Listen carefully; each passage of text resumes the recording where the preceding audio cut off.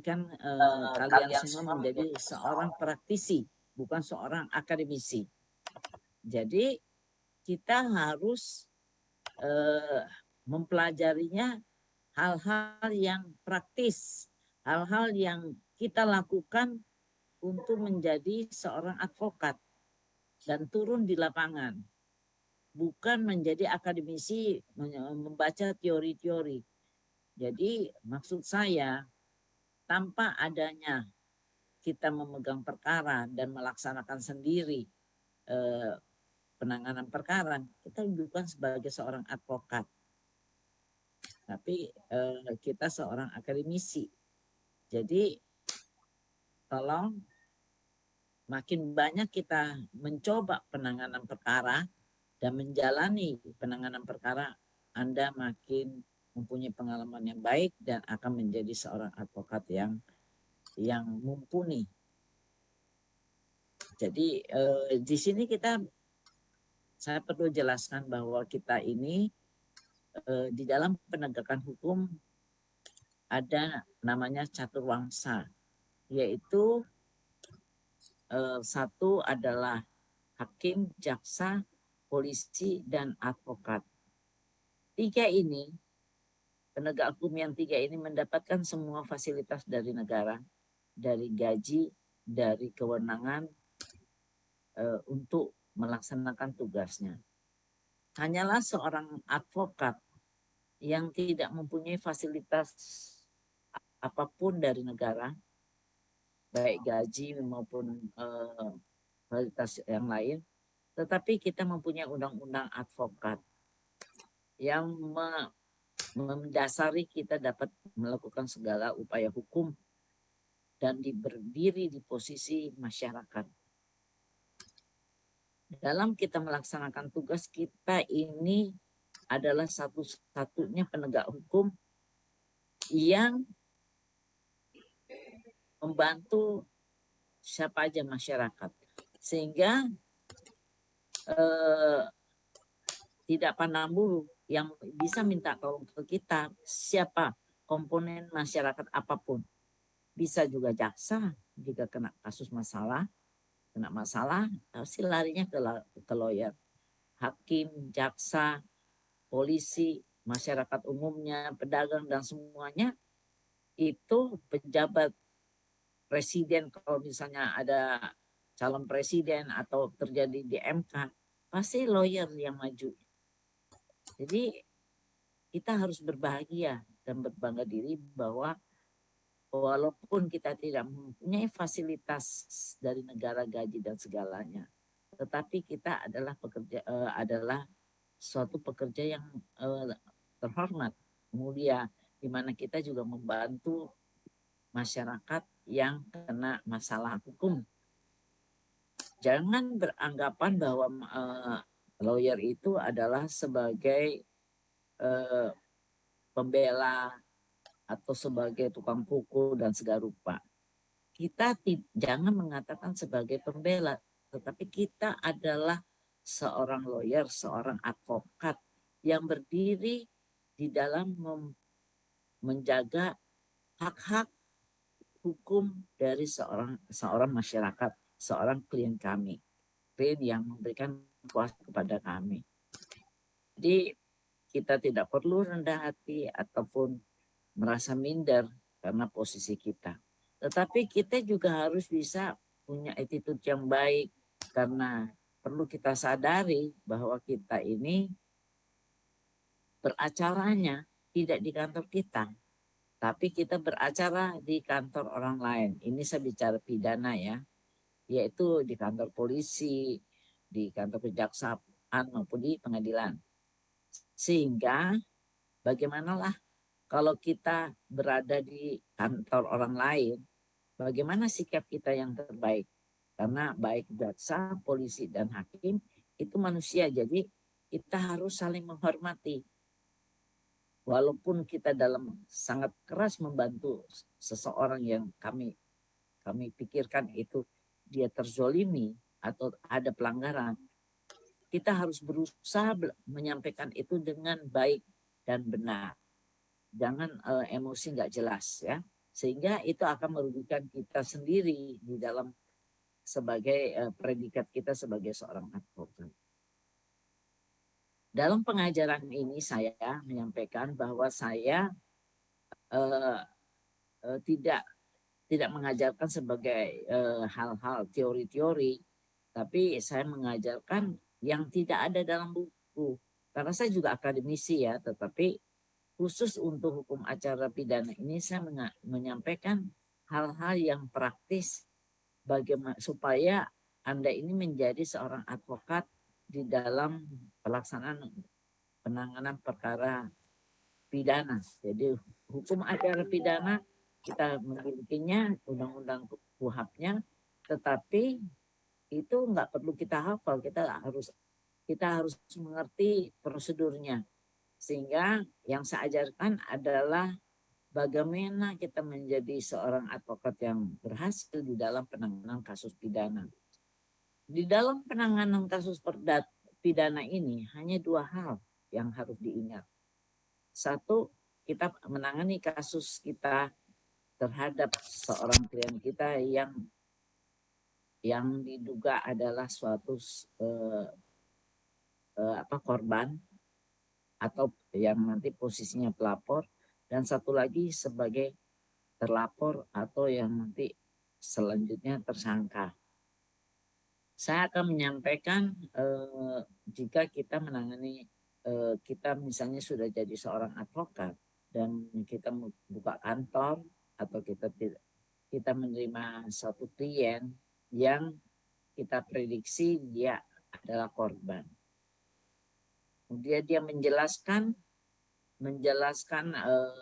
apa yang dialami, bahwa dia adalah korban, misalnya penipuan dan penggelapan, yang saya ngomong simple, tetapi saya akan mengajarkan tentang basic step-step bagaimana penanganan perkara.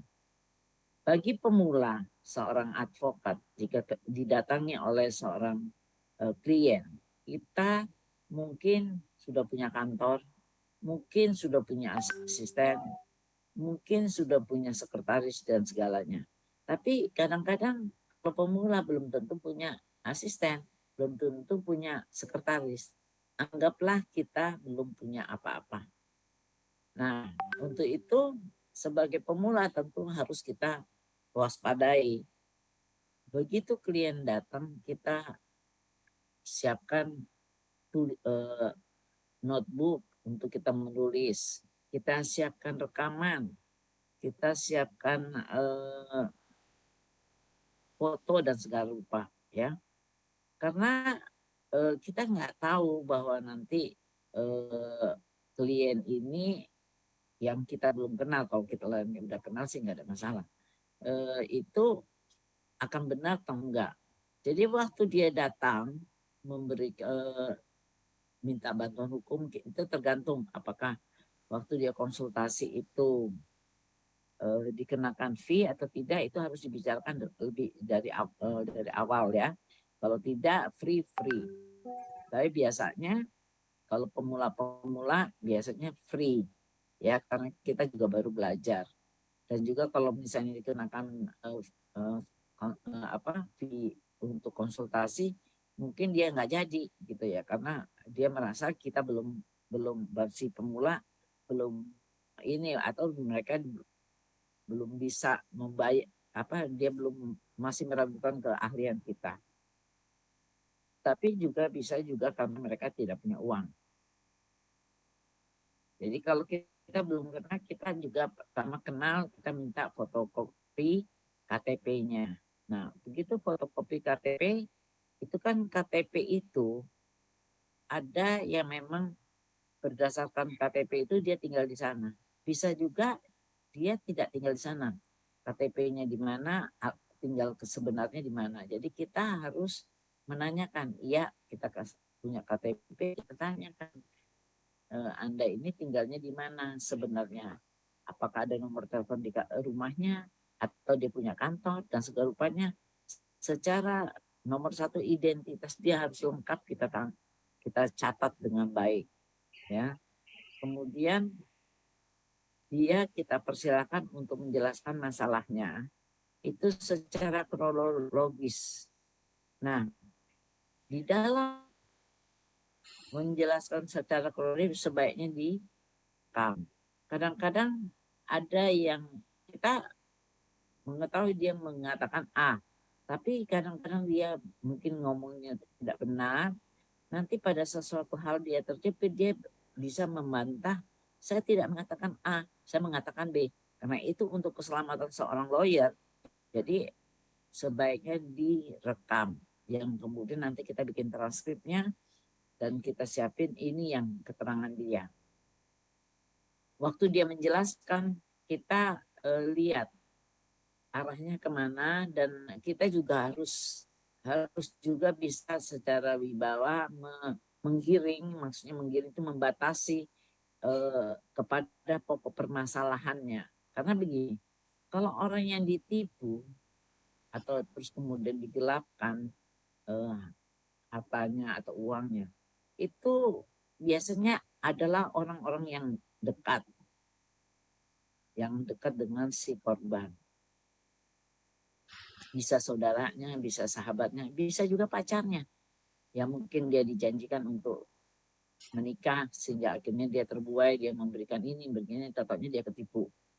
Nah, yang kayak gitu-gitu biasanya emosinya sangat tinggi, dan kita harus membatasi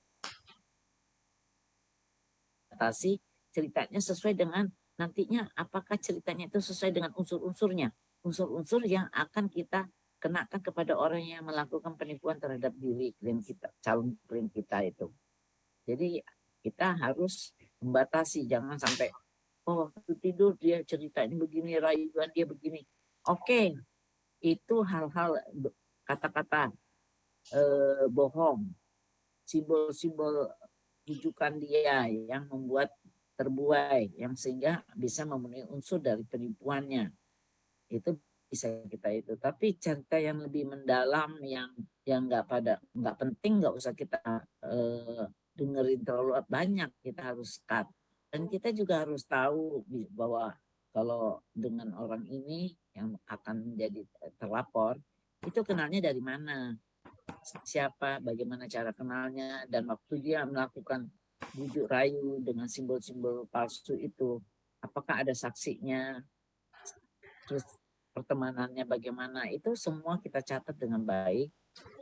Terus kemudian kita, kalau dia bilang oh saya sempat kasih uang, buktinya, transfernya apa semuanya, terus apa dijanjikan, atau juga ada pertemanan bilang oh ya ada proyek di proyek untuk tanah, proyek Pat and Fill misalnya.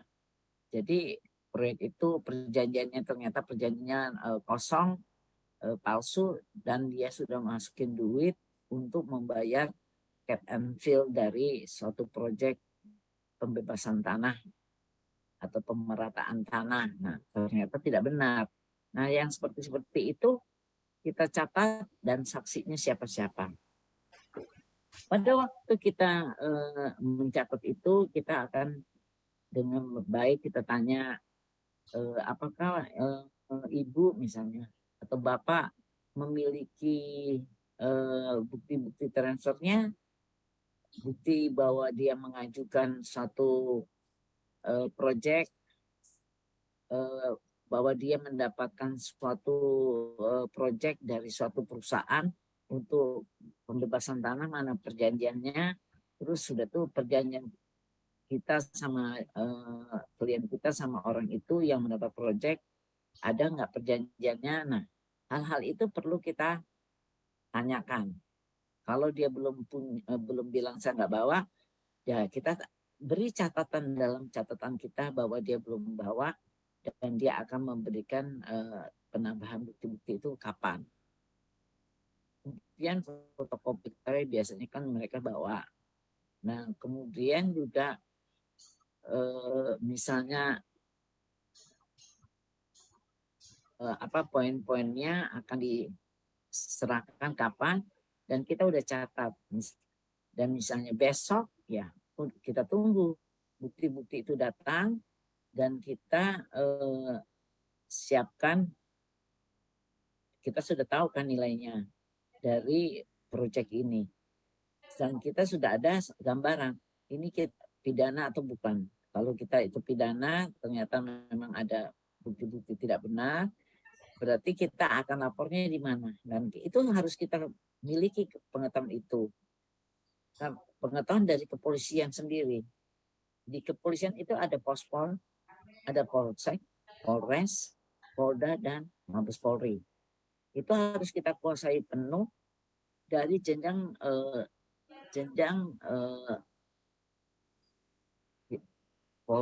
itu kepolisian itu sendiri, dari Pospol sampai ke Mabes Polri. Begitu juga dengan jenjang hierarki dari pejabat-pejabatnya. Kita harus tahu, kita nggak usah malu datang ke kepolisian untuk mengetahui hierarki dari kepolisian itu. Waktu zamannya saya dulu malah dulu semuanya kadit serse, sekarang udah berubah jadi dir gitu. Ya, ada dulu masih kolonel, sekarang sudah kombes. Nah, hal-hal begitu harus kita ketahui karena nanti waktu kita menulis surat mohon perlindungan hukum, memberikan klarifikasi dan segalanya, kita harus tahu nama pejabatnya, nama jabatannya, nama kepangkatannya, namanya sendiri, posisi di mana, itu harus kita ketahui.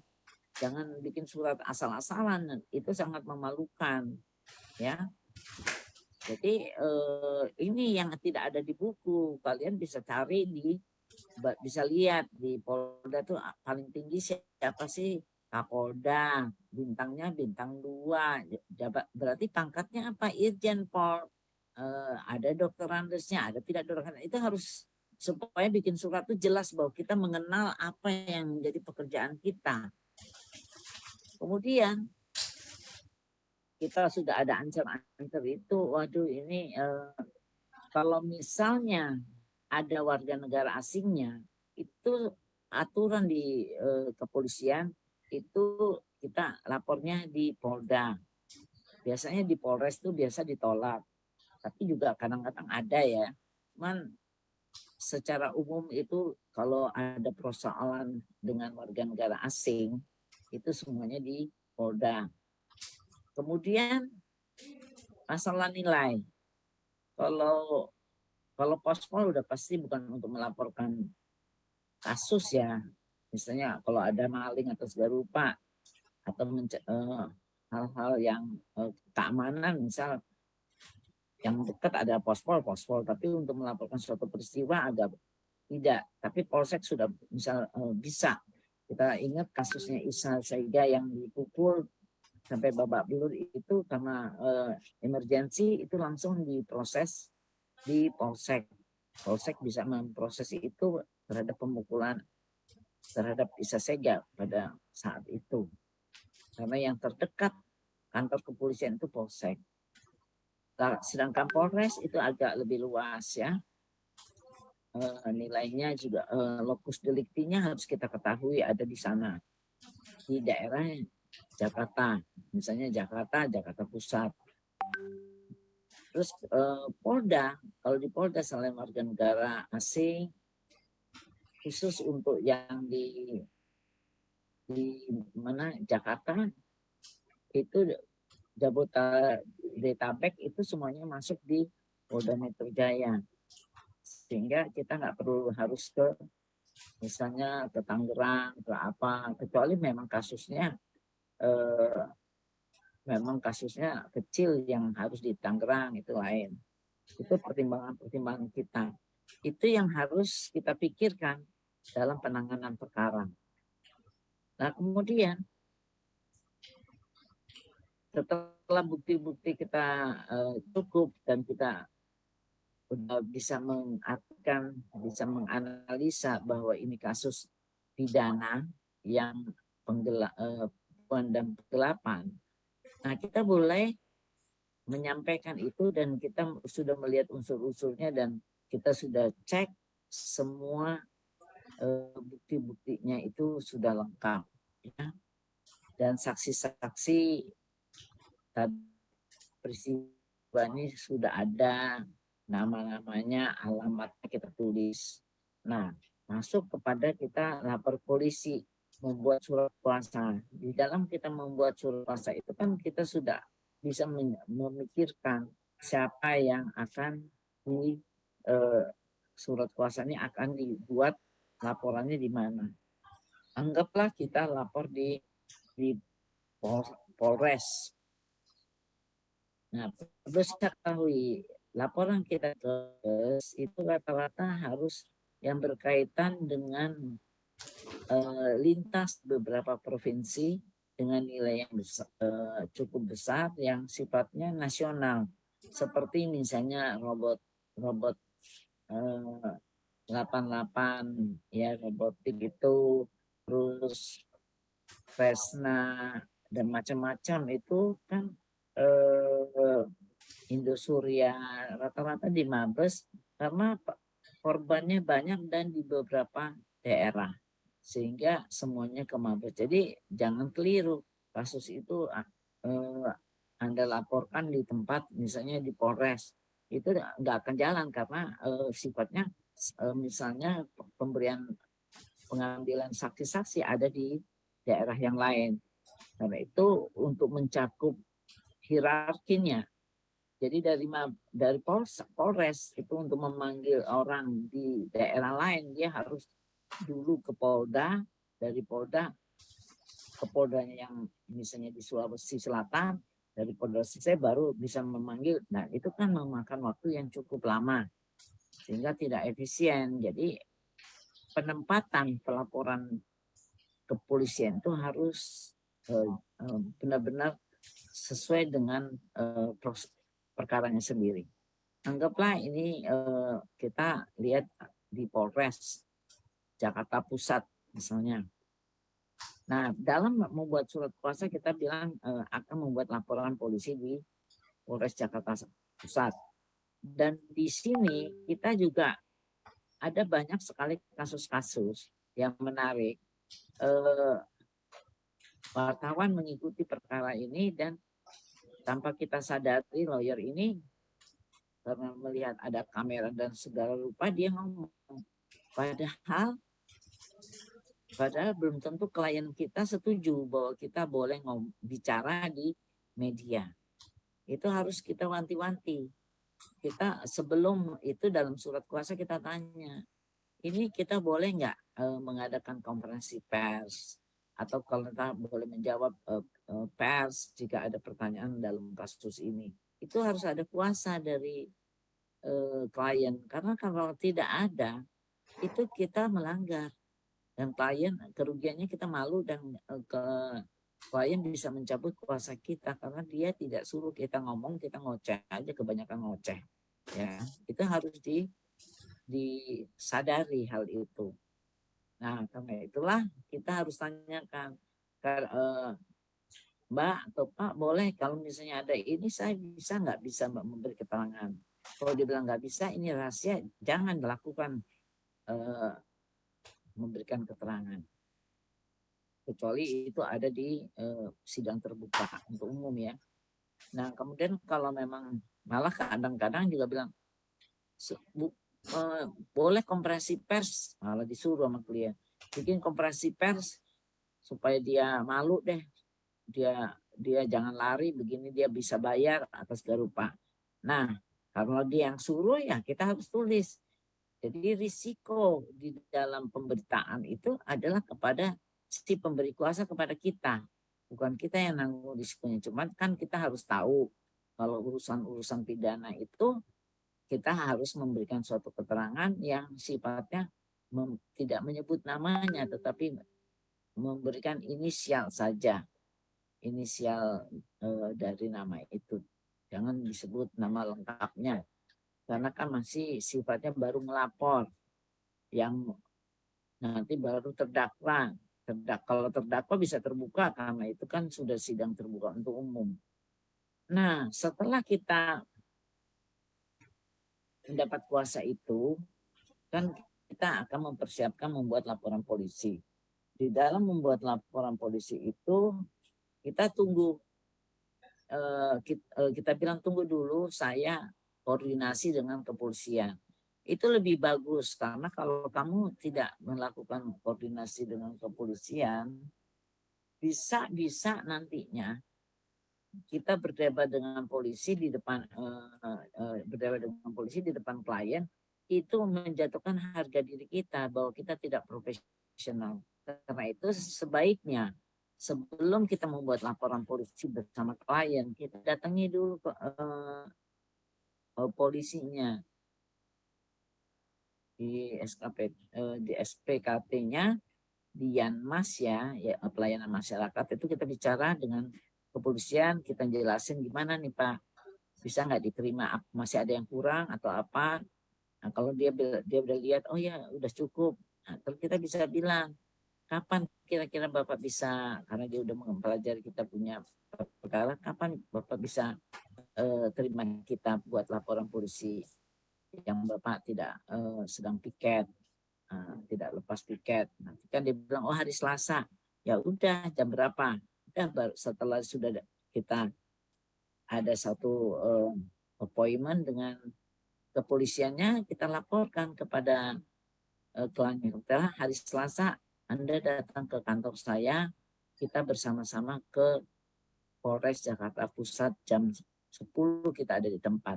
Nah, di situ kan kita ketemu sama kepolisiannya, polisinya, langsung dia udah tahu ceritanya, ya kita bikin laporan, kita membantu mendampingi uh,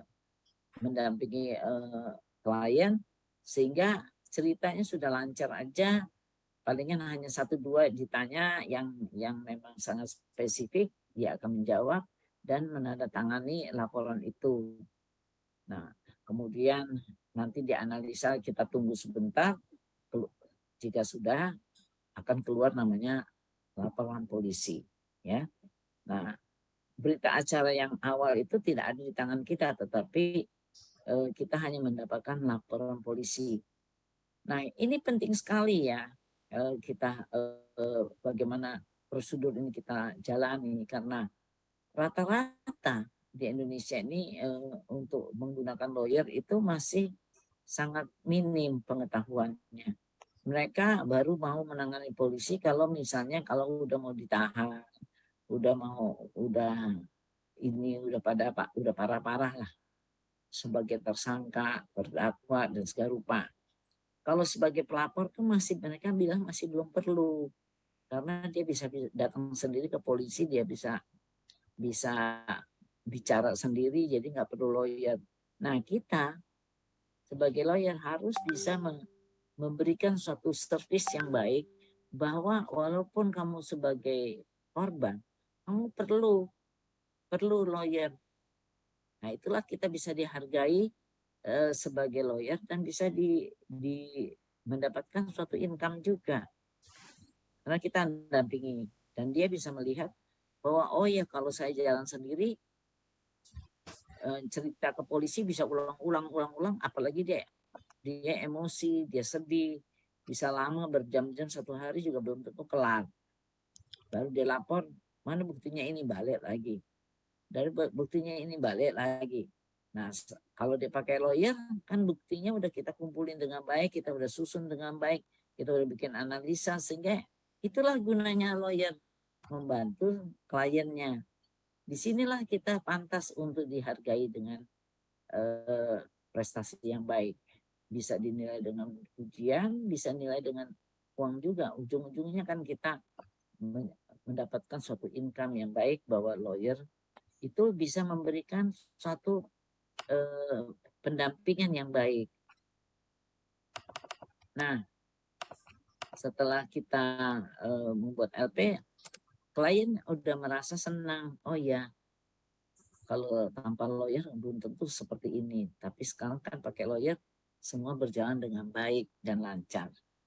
Setelah bikin LP, asli kadang-kadang kita agak nakalan. Aslinya kita pegang aja, dia nggak dikasih apa-apa sehingga dia buta. Nggak boleh begitu. Kadang-kadang untuk supaya kita tetap dibutuhkan klien, kita nggak ngasih apa-apa kepada klien, sehingga dengan tujuan ya jangan kamu lari sama saya karena semua ada di tangan saya gitu. Tapi itu tergantung kalian semua ya. Kalau saya tetap aslinya saya kasih supaya kadang-kadang kita di kantor kita kurang rapi bisa aja hilang. Jadi kita kasihlah yang asli kepada mereka, fotokopinya kita. Sehingga kita anytime bisa minta ke dia kalau kita lalai menyimpannya dengan baik. Nah, setelah kita membuat satu laporan, ada LP, kita langsung namanya memfollow up. Follow up untuk dari Yanmas diserahkan kepada penyidiknya. Sehingga kita lebih tahu lebih dahulu daripada klien, oh perkara ini udah sampai di penyidik dan terus kita bisa diskusi dan kita bisa membuat suatu appointment kapan klien kita dipanggil. Nah, waktu klien kita dipanggil itu kita sudah tahu Anda ada panggilan nih. Jadi nantinya kita sama-sama membuat BAP. Nah, waktu bikin BAP itu kita perlu briefing kepada klien kita untuk menjawab hal-hal yang memang masuk kepada unsur-unsur pelaporan kita, pasal-pasal dari laporan kita. Nah, jangan begitu habis bikin RP udah kita nggak ngurusin lagi, tiba-tiba klien kita bilang ini saya udah ada panggilan nih untuk BAP. Nah, kita kelebak-kelebuk gitu. Jadi itu agak namanya juga lawyer males ya namanya ya. Kalau kita lawyer yang rajin dan mau dihargai, ya kita yang memberitahu klien. Udah tahu gambarnya, oh minggu depan misalnya nggak tahu, itu nanti Anda dipanggil, ya kasih tahu ya gitu. Jadi klien kita tahu bahwa dia merasa dilayani. Bukan kita jadi pelayan, tetapi dilayani, service di dalam pemberian pelayanan hukum. Dan setelah itu kita mulai dari BAP,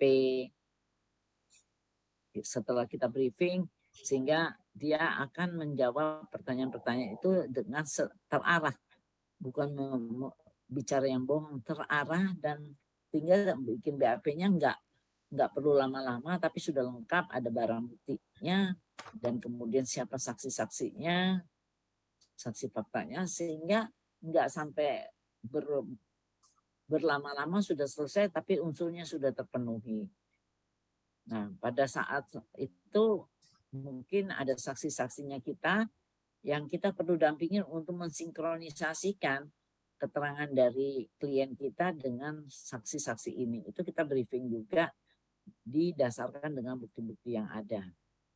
Setelah selesai semuanya pada keterangan-keterangan saksi kita, bukti kita, ini masih dalam lidik ya.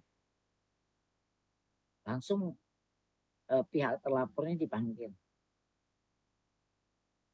Kalau misalnya tidak ada lagi saksi-saksi netral yang harus dipanggil, dan penyidik akan memanggil terlapor dalam proses lidik ya. Dalam proses lidik ini, jika diperiksa masih ternyata memang sudah ada indikasinya memang dia menipu, itu tahap berikutnya kan ada namanya gelar. Gelar yaitu gelar namanya gelar perkara untuk peningkatan dari lidik menjadi penyidikan. Nah, di sini kita juga sebagai pelapor kita punya hak juga untuk meminta kepada kepolisian yaitu penyidik namanya SP2HP, surat perintah perkembangan perkara ya, itu dapat SP2HP, siapa aja yang sudah diperiksa dan semua itu kita bisa minta kepada penyidik. Ini hal baru, dulunya memang belum ada seperti itu, tapi beberapa tahun belakangan ini sudah ada namanya SP2HP. Nah, jika ternyata sudah masuk ke penyidikan, itu kepolisian mengeluarkan namanya surat SPDP, surat perintah dimulainya penyidikan, itu dikirim kepada kejaksaan. kita bisa tahu bahwa ini sudah masuk penyidikan. Jika sudah masuk penyidikan berarti pihak kita mulai di BAP kembali, tapi dalam BAP tingkat penyidikan. Dan pertanyaannya mungkin lebih hampir sama, tetapi mungkin lebih ada tambahan karena kan ada pernyataan-pernyataan dari pihak terlapor yang akhirnya ditanya kepada klien kita juga dan kepada saksi-saksi. Udah sampai di situ semuanya diperiksa, nanti pihak terlapor diperiksa, kemudian setelah diperiksa akan dibuat lagi gelar. Gelar itu untuk menentukan apakah dia bisa ditetapkan sebagai tersangka atau tidak. Kita tentunya akan berusaha supaya memang karena dia menipu, kita akan berusaha supaya dia ditetapkan sebagai tersangka. Nah, disitulah kita dengan ditetapkan tersangka, soal masalah apakah dia ditahan atau tidak tahan, itu hak prerogatif dari penyidik. Tapi kalau misal kita melihat bahwa dia akan melarikan diri dan ada indikasi dan bukti-buktinya, kita bisa menyampaikan secara tertulis dan juga kita datangi penyidiknya, tolong untuk ditahan karena dia melarikan ini, buktinya ini akan menghilangkan barang bukti dan segala rupa. Nah, itu yang kita lakukan. Itulah gunanya lawyer, sehingga klien tahu bahwa tanpa lawyer dia tidak bisa proses pelaporannya tidak bisa selancar ini, seperti itu. Nah, akhirnya misalnya ditahan atau tidak, ya itu nanti prosesnya, dan misalnya tidak tidak ditahan atau itu, tapi prosesnya bisa berlangsung jika ada P21 dinyatakan berkas lengkap dan dipersidangkan sebagai tersangka. Dan kemudian waktu pemberian keterangan di pengadilan, klien kita kadang-kadang proses mulai dari BAP sampai kepada persidangan itu bisa lebih dari 1 tahun, bisa yang 6 bulan, tapi bisa juga lebih dari setahun, bisa dua tahun, sehingga kadang-kadang mereka begitu persidangan lupa. Nah, disitulah kita kegunaannya lawyer menjelaskan, mengingatkan, reminder mereka untuk memberi keterangan di persidangan seperti itu supaya jangan salah. Karena kalau dia salah-salah, bisa-bisa dakwaan dari jaksa menjadi jadi lemah karena keterangan dari klien kita sendiri. Disitulah gunanya dari lawyer untuk memberikan supporting terhadap reminder dia. Begitu juga dengan saksi-saksinya kita untuk bisa klop seperti waktu di kepolisian. Sampai mereka dihukum, nanti banding dan kasasi, kita tetap membackup klaim kita dan juga membackup kejaksaan, karena di persidangan itu yang dihadir di persidangan bukan kita, tapi klien kita diwakili oleh kejaksaan. Dan kita tugasnya memberi supporting kepada kejaksaan sampai orang yang melakukan penipuan itu bisa melakukan bisa dihukum. Dan biasanya kadang-kadang kalau hal-hal yang sifatnya polisi bilang bisa sekarang kan ada namanya restoratif justice. Dia bilang udahlah saya kembaliin dan ini bertahap apa, itu nanti akan ada restoratif justice sehingga kita bisa juga mendampingi klien kita mana yang terbaik, apakah meneruskan perkara atau kita selesaikan dalam restoratif justice, jadinya win-win solution lah kurang lebih, walaupun mungkin tidak kembali semuanya uang klien kita, tetapi kita tidak menambah biaya lagi dan dia memang sungguh-sungguh akan membayar dana yang pernah diambil dari klien kita. Ya, itulah yang posisi kita sebagai seorang klien kita sebagai seorang korban atau pelapor. Sampai di sini ada pertanyaan?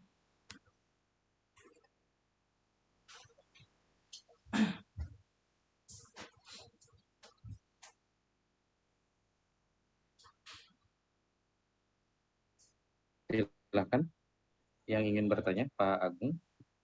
Ya, terima kasih Bu atas kesempatannya.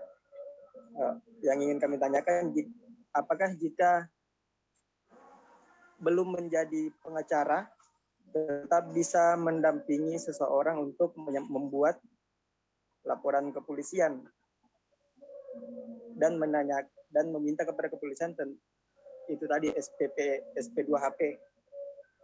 Jika seandainya kita belum menjadi advokat, belum menjadi pengacara, apakah bisa mendampingi seseorang untuk membuat laporan polisi dan meminta SP2HP? Sekian, Bu. Ya begini ya, kalau untuk tingkat kepolisian kita, maksudnya kita belum jadi advokat ya, tapi kita dampingi untuk, kan nanti yang membuat laporan itu kan klien kita sendiri, bukan kita. Terus kita mendampingi, belum advokat, tapi harus minimal kita udah pernah ada namanya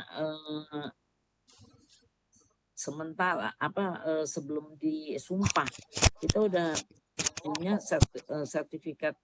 sertifikat dari pelatihan PKPA. Ada namanya kartu sementara sebagai asisten advokat yang belum menjadi advokat. Dan untuk meminta satu itu, dan kita nggak bisa bertindak sendiri, kita didampingi oleh senior kita yang sudah advokat. Jadi misalnya nih kita bikin surat ke sana kemari, tapi kop suratnya mesti kop surat orang yang sudah punya izin advokat, yang sudah disumpah. Jadi kita nggak bisa berdiri sendiri. Itu pun kita harus sudah ada lulus ujian PKPA, tetapi belum disumpah. Kira-kira demikian.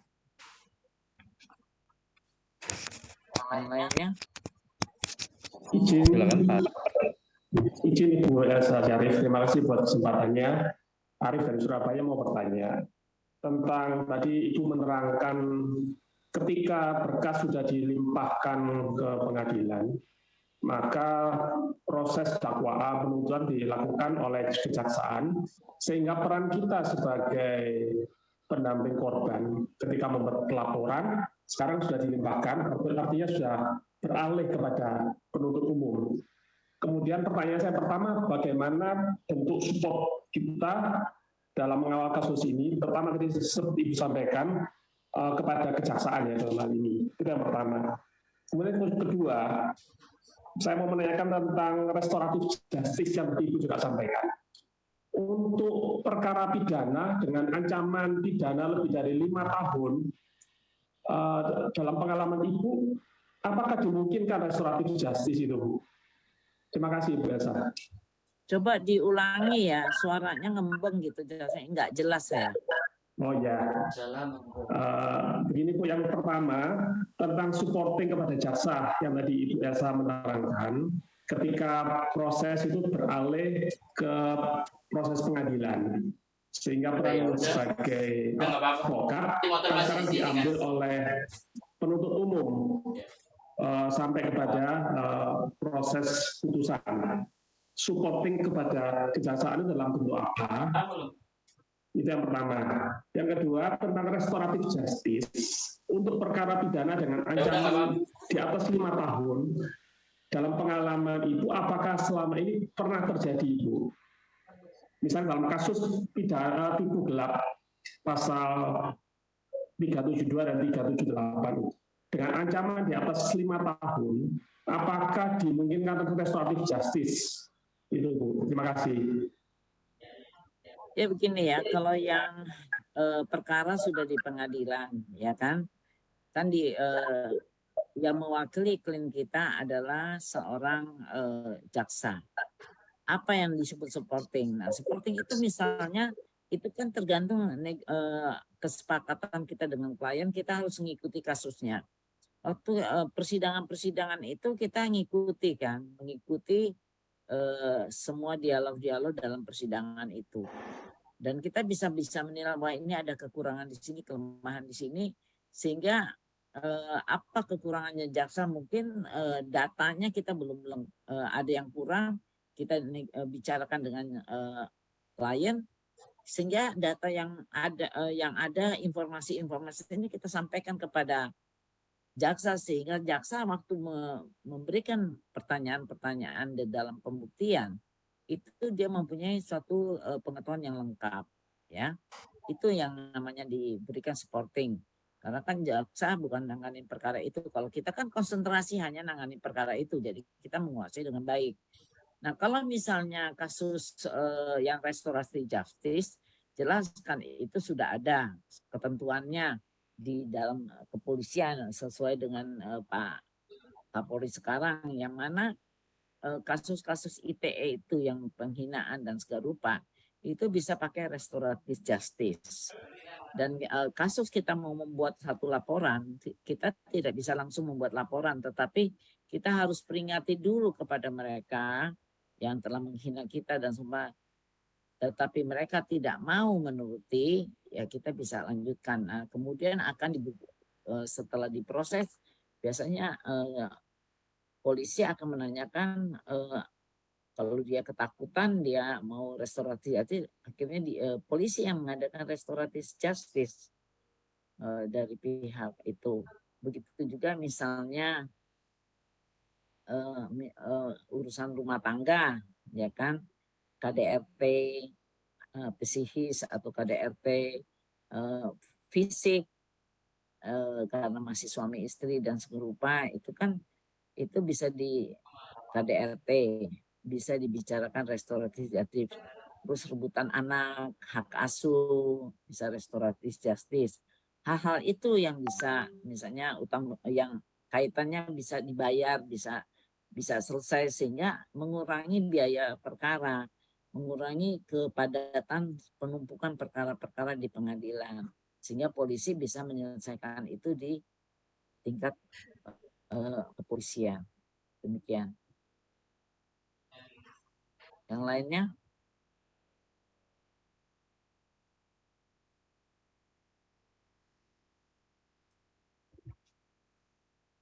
Sudah? Ibu. Assalamualaikum Ibu. Waalaikumsalam. Izin bertanya Ibu. Saya Abdul Mujid Bu. Ya, yang ingin saya pertanyakan sekarang ini Bu. Dalam ini prosedur Bu ya. Apakah kasus perkara SP3 yang sudah dihentikan itu dapat bisa diangkat kembali Bu? Kasus perkaranya Bu. Oh, perkara yang sudah dihentikan, Iya. SP3. Bisa Ya, Bu. dengan pra Tetapi peradilan. dengan orang yang berbeda Bu. Dengan kasus yang sama. Maksudnya saya nggak ngerti. Iya, jadi apakah perkara yang sudah di SP3 itu bisa diangkat kembali, Bu? Saya gitu seperti itu. Kalau bukan diangkat, dibuka kembali. Iya, Ibu, dibuka kembali. Iya, kan misalnya kita pelapor. Iya. Dan kemudian kita laporkan si A. Nah, ternyata yang kita laporkan ini, kasus yang kita laporkan itu dihentikan. Kita kan nggak puas. Padahal dia kan harusnya harusnya tersangka. Karena dihentikan, kita sebagai pelapor kita bisa mengajukan pra peradilan untuk membuka kasusnya sendiri. Karena itu lihat di KUHAP apa aja yang bisa diperadilankan. Nah, sekarang ada hal yang baru kan semenjak Pak Budi Gunawan itu polisi, bahwa penetapan tersangka pun bisa juga dinyatakan, bisa juga diperadilankan. Dulu belum bisa, sekarang sudah ada jurisprudensinya. Dan izin Ibu satu lagi Bu. Nah, ini kan ada suatu kasus Ibu yang anggaplah terlapor, tetapi kasus ini sudah lumayan lama, tapi tidak ada kepastian hukumnya Bu. Apa itu dicabut oleh pelapor atau tidak Ibu? Itu jangka waktunya itu berapa lama Ibu ya? Atau tidak ada jangka waktu batasan? Maksudnya tidak ada kepastian hukumnya, maksudnya? Ya maksudnya apakah kasus itu di SP3 atau tidak? Ya, karena sejauh ini udah sekian lama kasus itu hanya mengambang, Ibu.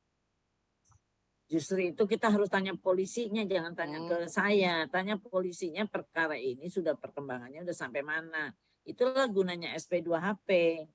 Sehingga jadi kalau selama itu masih diproses, ya kita nggak bisa bilang mengambang atau tidak mengambang. Tetapi kan kita harus lihat updating dari si kepolisian, dari penyidiknya. Ya, dan kalau itu kan, kalau soal daluarsa itu kan Anda mesti tahu semuanya itu daluarsa itu 12 tahun. Ya, kecuali kasus korupsi, kasus-kasus pembunuhan itu nggak ada daluarsanya, tapi yang lainnya ada daluarsanya. Kasus pemalsuan surat misalnya, sertifikat. Ya, kalau dia terus-terus memang batasnya 12 tahun, tetapi kalau dia terus-terus melakukan itu tidak ada daluarsanya karena dianggap dia masih terus memalsu dan menguasai suatu lahan tanah misalnya. Seperti itu. Ada lagi? Saya, Bu. Bu Elsa, saya Teoris Desima Mora. Ya. Anak didik Ibu di Magister Hukum Kesehatan. S2 di UIB. Teoris Desima Mora. Oh iya. Hampir mau lulus. Saya hafal namanya. Hampir mau lulus, Bu. Makanya saya ambil PKPA untuk syarat lulus sidang S2. Bu Elsa, tadi saya tertarik dengan itu, dengan konferensi pers. Banyak pengacara-pengacara kondang belum LP aja udah ada konferensi pers gitu di TV, di medsos gitu. Apa sanksi untuk konferensi pers padahal belum LP gitu ya, kayak misalnya nih pengacara yang berdebat dengan si ini apa namanya Denis gitu kan, mereka berantem tapi belum lapor gitu, tapi udah konferensi pers kayak gitu. Apa sanksinya, Bu Elsa? Iya kan, kalau misalnya pihaknya klien atau pihak dari yang dilawan itu merasa terganggu, itu bisa kan dilaporkan kode etik di organisasinya di mana dia berdiri. Dan juga perlu dihati-hatikan soal hati-hati dalam konferensi pers itu, apakah itu ada perintah dari kliennya atau tidak. Tapi jangan, kadang-kadang banyak lawyer tuh memang banyak cakapnya aja tuh, ngoceh-ngoceh sendiri untuk menonjolkan dirinya. Itu sebetulnya seorang lawyer itu dia besar tuh karena prestasinya, bukan karena dia besar mulut. Dan itu yang berbahaya. Karena kalau namanya banyak bicara kita nggak hati-hati, mulutmu harimaumu, jadi harus hati-hati sekali. Dan saking ingin ngetopnya sampai kita berkelebihan. Dan juga kalau kita memberikan bikin LP pun, bukti misalnya kita bukti LP-nya, oh saya sudah lapor LP misalnya untuk klien kita, tapi nama-nama yang terlapornya itu harus ditutupi, jangan terbuka, karena itu juga bisa dilapor balik oleh lawan. Jadi harus hati-hati. Jangan mau ngetop akhirnya jadinya terperosok gitu. Kira-kira demikian.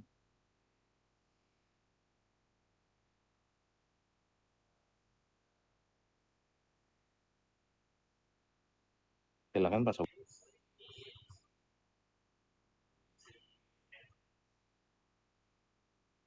Halo?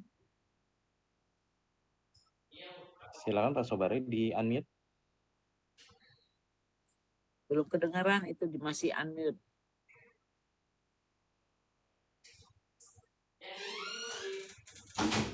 Ya. Selamat sore Bu Dokter. Ya, sore. Pertanyaan saya singkat saja tentang BAP ya. BAP itu sebenarnya di dalam hukum acara itu untuk konsumsi siapa saja gitu ya. Apakah semua pihak bisa memperoleh berita acara tersebut atau hanya untuk konsumsi penyidik begitu ya. Ya, itu saja mungkin Bu Dokter pertanyaannya. Terima kasih. Oke, kalau di dalam BAP itu kan di atasnya sebelah kiri ada tulisan pro justisia. Jadi itu untuk kepentingan dari penyidikan pro justisia ya, tentang keadilan dan segalanya. Dan itu semua keterangan saksi-saksi semua itu hanya untuk di kepolisian aja. Dan kalau kalau tersangka, kalau yang udah ditetapin tersangka itu sebetulnya bisa minta BAP-nya hanya untuk yang tersangka aja. Tapi karena sesuai dengan KUHAP, baca di KUHAP. Tapi kadang-kadang ada polisi yang mau ngasih, ada polisi yang nggak mau ngasih. Dan kita baru dapat lengkap semuanya itu pihaknya tersangka yang sudah P21 itu kita bisa minta di kepolisian setelah P21, bisa juga minta di kejaksaan atau minta waktu kita klien kita terdakwa di persidangan, kita bisa minta di sama pengadilan, nanti hakim memerintahkan kepada jaksa untuk menyerahkan berkas perkara lengkap kepada terdakwa gitu. Tapi jadi bukan untuk dikonsumsi kemana-mana, itu nanti dijadiin berkas yang nanti final berkasnya waktu P21. Jelas?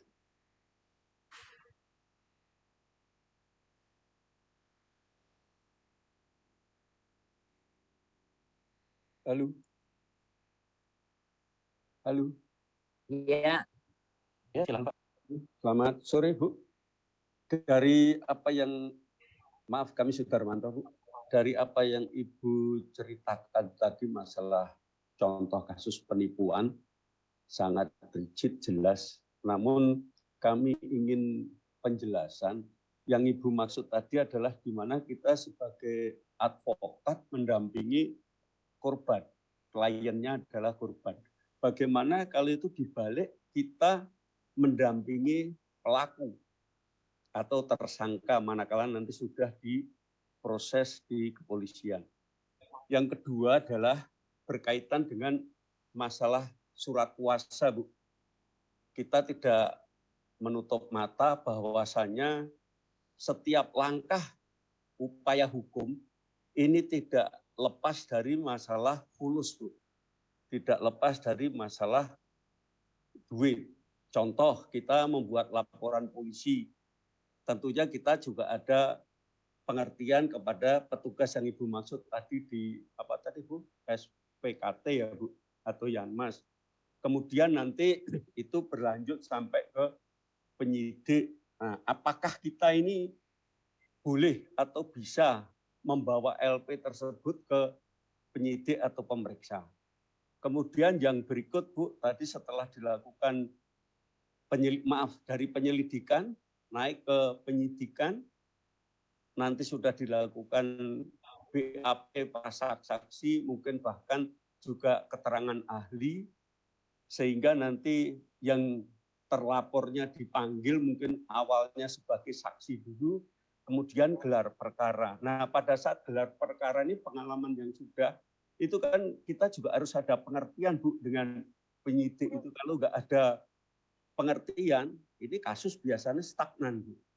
Yang menjadi pertanyaan saya dalam kontrak surat kuasa tersebut, apakah hal-hal yang kecil itu perlu disebutkan atau kita langsung secara global, Bu? Mungkin sementara itu, terima kasih. Ini kalau soal masalah pembiayaan itu kan kesepakatan kita dengan klien ya, dan kita juga harus buat satu konfirmasi yang mana apa yang kita kerjakan tuh secara rinci kita tulis, kita mau bikin ini, nanti langkahnya ke sini, nanti jadi dampingin BAP dari lidik, terus dari penyidikan, semuanya kita tulis sehingga dia tahu oh ini kita kerjanya. Kita bolak-balik ke kantor polisi menanyakan apa itu, kan itu bensinnya ada, apanya ada.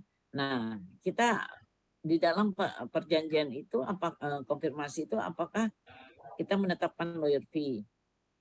Apakah kita juga lawyer fee tidak kita tetapkan? Apakah kita hanya menetapkan operasional? Nah, operasional itu kan dilihat, dihitung dari bolak-baliknya kita ke sana, langkah-langkah kita. Nah, kemudian pengertian itu ya sebetulnya itu tidak bisa tertulis, tetapi bisa diglobalkan dalam nilai itu sendiri. Karena kita nggak tahu, ada yang penyidiknya yang rakus gara-gara ya kalau cuma minta dibawain teh atau dibawain kopi, dibawain kue, ya mungkin ringan aja. Terus minta traktir, tapi ada yang minta duit. Nah, itu yang memang agak berat kitanya. Tapi kita bagusan terus terang dengan klien, dan juga kita jangan membiasakan itu. Memang kita kalau urusan polisi memang sangat-sangat capek. Tapi ada yang berhasil tanpa duit, kita bulak-balik terus berhasil juga. Bisa berhasil juga karena setiap manusia itu berbeda gitu. Ada keinginan berbeda, ada yang memang mau bantu tulus, ada yang memang serakah. Bukan ada di polisi aja, ada di advokat, ada di jaksa, ataupun di mana aja. Jadi itu yang harus dipertimbangkan, disepakati, dan ada understanding antara klien dengan kita.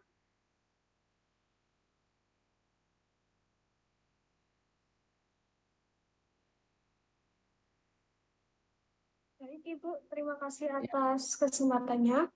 Perkenalkan, nama saya Silvi Akila. Di sini saya ingin bertanya. Yang pertama terkait mengenai bagaimana cara kita sebagai lawyer muda atau lawyer pemula untuk menghadapi permasalahan yang diajukan klien ataupun yang didapatkan klien jika kliennya itu tadi kan Ibu menjelaskan bahwa kita mendengarkan kronologi permasalahannya. Bagaimana jika kliennya itu bercerita tentang kejadian yang tidak sesuai faktanya? Kita kan sebagai lawyer muda ataupun lawyer pemula itu kan belum mengetahui apakah itu yang mereka katakan itu sesuai fakta atau tidak. Apakah kita perlu mengundang ahli ataupun bagaimana Ibu? Tips and trick-nya. Terima kasih. Ya, kalau soal klien itu, kan kita orang-orang pinter juga, kan kita sekolah sampai sarjana, dan juga itu kita bisa menganalisa. Dan kan kita di dalam dia bercerita kronologis kan ada dialog. Ini di mana, buktinya apa? Logika kita berjalan. Karena itu kalau waktu dia memberikan keterangan kronologis, kita harus fokus, jangan ngelamun. Dan kita tanya, oh dia ngomong ini, nah kok nggak masuk akal? Kamu ditanya, kenapa? Kok bisa begini? Terus terjadilah dialog. Jadi bukan dia cerita terus kayak nyerocos nggak jelas, tapi kita tanya kalau itu nggak masuk akal, sehingga kita mendapatkan inti yang permasalahan yang sebenarnya. Jadi bukan searah tapi dua arah. Dan kita bilang mana buktinya, mana saksinya, siapa, nomor teleponnya mana. Itu kita juga jadi kita ya mirip-mirip ke polisi, investigasi. Jangan kita terima mentah-mentah di situ, begitu lapor polisi diketawain sama polisi, ternyata cerita-cerita hayalan, cerita halu. Kita kan malu gitu loh. Ya, kira-kira begini, demikian. Ada lagi?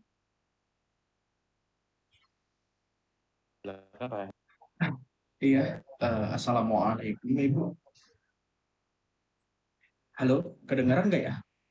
Kedengaran. Oh ya, iya Ibu. Di sini saya minta izin Bu untuk menyambungkan sedikit bagian-bagian kecil dari yang awal Ibu udah jelaskan secara panjang kali lebar. Jadi di awal Ibu sempat menyatakan bahwa sebagai pengacara muda yang masih sangat baru, biasanya kita tuh ngambil kasus-kasus yang pro bono, di mana konsepnya gratis tuh situ sebagai bentuk bakti kita kepada masyarakat. Lalu juga Ibu ada mengatakan bahwa sebagai seorang yang membantu hukum masyarakat, kita harus memberikan kelegaan di perasaan mereka bahwa oh iya, dengan menggunakan jasa beliau ini lebih lancar segala proses seperti itu. Lalu juga tadi tentang penyelidikan di tahap kepolisian, kita semisal melihat ada suatu peristiwa yang kita anggap sebagai suatu peristiwa hukum, lalu kita laporkan, dikeluarkan surat pemberitahuan dimulainya penyidikan, lalu setelah itu untuk kita mengetahui apakah polisi ini bergerak atau tidak, kita bisa minta SP2HP. Ibu tadi sempat bilang seperti itu juga. Jadi yang ingin saya pertanyakan di sini, Bu, bagaimana bila dalam SP2HP itu terdapat indikasi sebetulnya ini nggak jalan-jalan juga.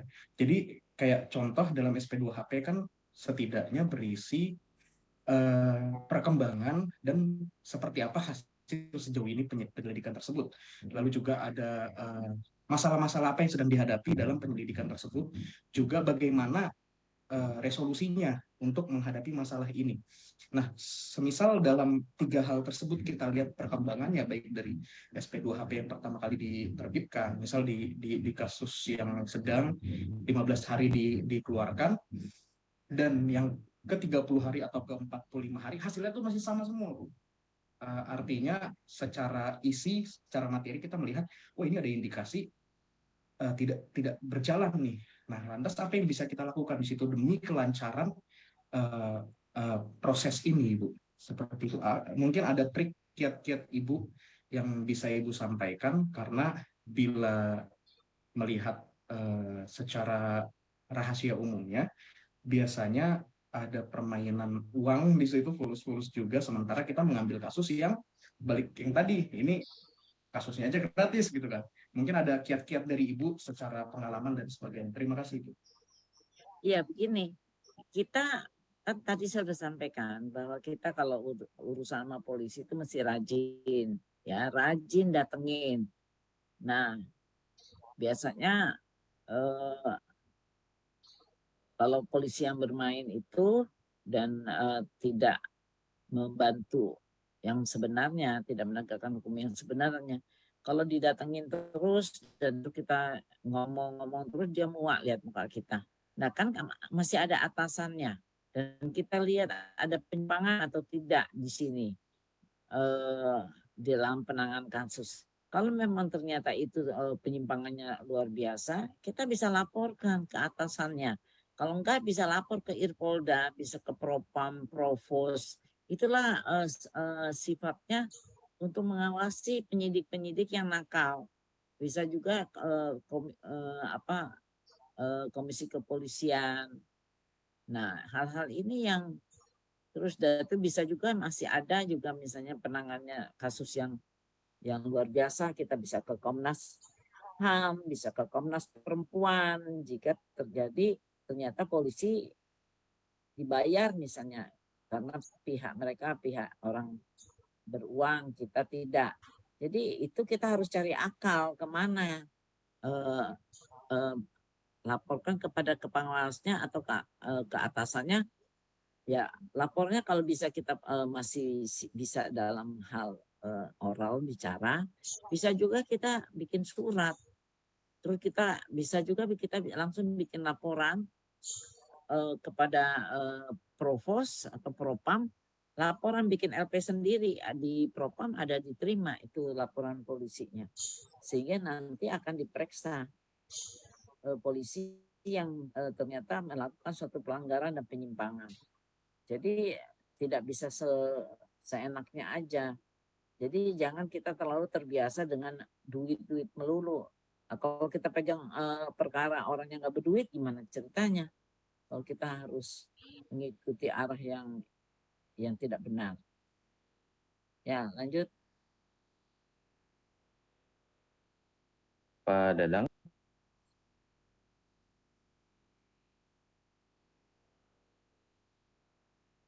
Pak Marsudi.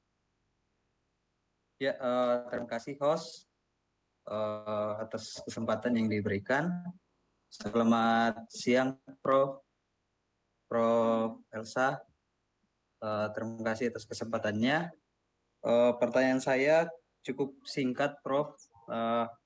Ini ada 2. Yang pertama, ini terkait dengan kalau kita sebagai lawyer dari pelaku atau tersangka lah. Nah, yang saya mau tanyakan adalah pada saat kita mengajukan tangguhan penahanan, itu apa yang kita jadikan sebagai jaminan, Prof? Apakah jaminannya adalah uang atau jaminannya adalah apa namanya, si pengacaranya menjamin bahwa orang ini tidak akan keluar negeri misalkan, atau apa jaminannya supaya bisa diberikan penangguhan penahanan.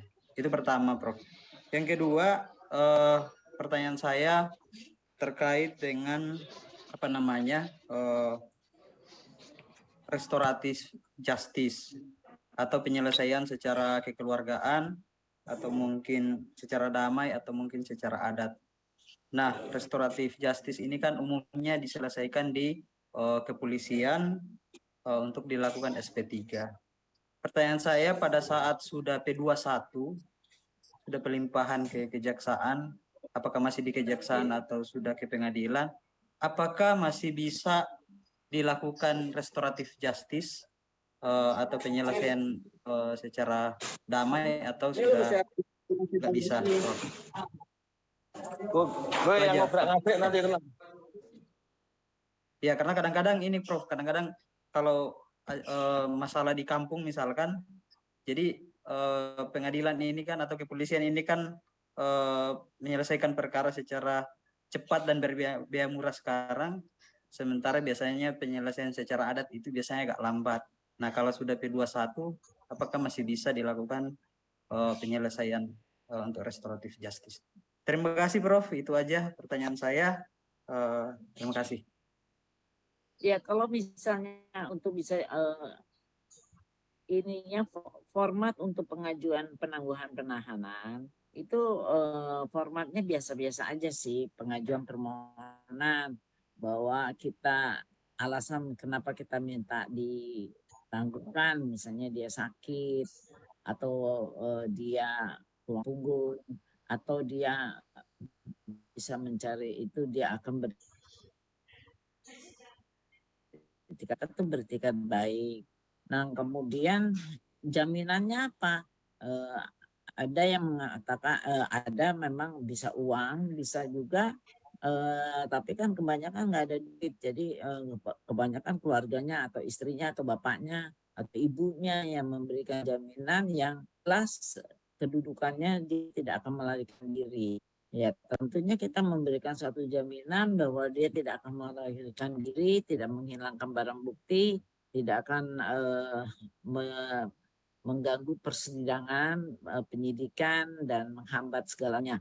Itu. Dan kemudian setelah kita bikin surat itu, tentu kita harus meyakinkan penyidiknya bahwa jika ditangguhkan, klien kalian tidak melarikan diri, tidak menyusahkan penyidik. Nah, itu sifatnya subjektif ya, bukan sifatnya bukan objektif, tapi subjektif. Bisa diberikan, bisa tidak. Nah, bagaimana restoratif justice? Nah, restoratif justice itu yang mirip yang sifatnya seperti kekeluargaan dan segalanya. Itu jika udah P21 bisa juga dilakukan di kejaksaan. Nanti kejaksaan kita ngajuin permohonan restoratif justice, kejaksaan akan memberitahu kepada kepolisian untuk dipertemukan. Dan pengalaman saya waktu masalah suami istri sudah P21 udah masuk dalam tahanan lagi, istrinya minta itu istrinya setuju untuk diselesaikan secara damai, akhirnya perkara itu tidak jalan karena bukan restoratif justice itu untuk bukan langsung bisa SP3, tetapi dilakukan suatu perdamaian dengan baik sehingga perkara itu dihentikan karena ada perdamaian dari kedua belah pihak gitu. Jadi saya pikir sudah jam 3 lewat, apa bisa di lain kesempatan saya jawab pertanyaan-pertanyaan lain karena kita sampai jam 3, ini udah jam 3:10. Bagaimana Pak Satria? Baik Bu, mohon izin mungkin ada satu penanya atau boleh. dua penanya terakhir Bu, boleh izin? Ya boleh.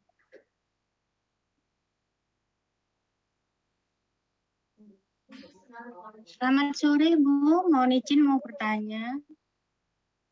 Ya, Bu, di sini ada sedikit saya ceritakan kronologisnya. Ada ada seorang ibu yang meminta bantuan dari seorang penasihat hukum bahwa anaknya itu terlibat kasus penganiayaan.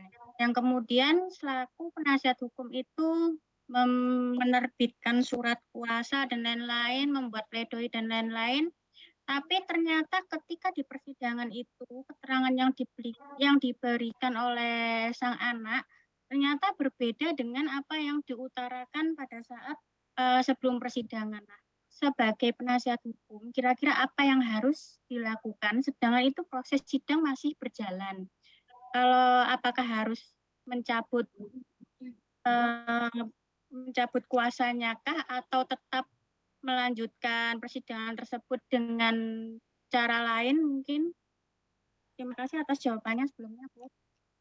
Ya, kalau misalnya terjadi memberi keterangan, saya kurang jelas ya. Kalau memberi keterangan itu ternyata sebelum persidangan tidak sesuai. Nah kan waktu kita menangani perkara itu kan kita bisa tanya polisinya. Kenapa kita sebagai lawyer tidak menanyakan kepada kepolisiannya bagaimana itu ceritanya? Dan kita jangan, saya bilang jadi lawyer jangan terima bulat-bulat aja mentah-mentah begitu. Kita dengar keterangannya oke, tapi kan kita menyampaikan bahwa saya dapat surat kuasa loh, saya mau menangani perkara ini. Kita bisa tanya ke kepolisian dan polisi mungkin negatif, tapi kan kita dengan ini kita positif. Tapi kan dengan analisa kita bisa mengetahui dan kita tanya kenapa begini kan bisa ketahuan dan makin ketahuan jika waktu kita P21 waktu sebelum persidangan kan ada berkas perkara.